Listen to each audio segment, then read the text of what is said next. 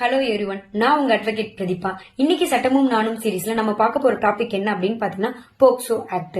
பல செய்தித்தாள்கள்லயும் நியூஸ் சேனல்ஸ்லயும் இந்த போக்சோ அப்படின்ற வார்த்தையை நீங்க கேள்விப்பட்டிருப்பீங்க. போக்சோ அப்படின்னா என்னன்னா protection of children from sexual offences, அதாவது பாலியல் வன்கொடுமைகள்ல இருந்து சிறுவர்களை பாதுகாக்கிறதுக்காக கொண்டு வரப்பட்ட சட்டம் தான் இந்த போக்சோ ஆக்ட். இந்த போக்சோ ஆக்ட பத்தி நிறைய பேருக்கு தவறான புரிதல் இருக்கு. அதாவது இந்த சட்டம் 18 வயசு கீழே உள்ள பெண் குழந்தைகளுக்கு மட்டுமே பொருந்தும் அப்படின்னு நினைச்சிட்டு இருக்கீங்க. பட் அது முற்றிலும் தவறான ஒரு விஷயம்.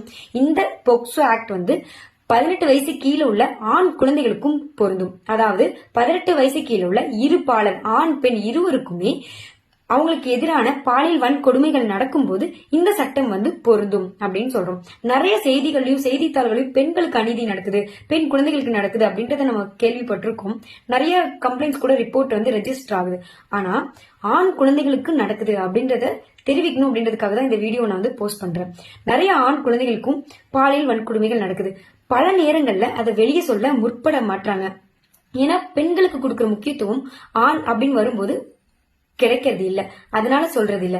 உங்களுக்கு தெரிஞ்ச யாராவது பாலியல் வன்கொடுமைகளுக்கு ஆளாக்கப்பட்ட ஆண் குழந்தையாகட்டும் பெண் குழந்தையாகட்டும் சைல்டு ஹெல்ப்லைன் நம்பரான 1098 கான்டாக்ட் பண்ணி ரிப்போர்ட் பண்ணுங்க. For more videos follow me. Thank you.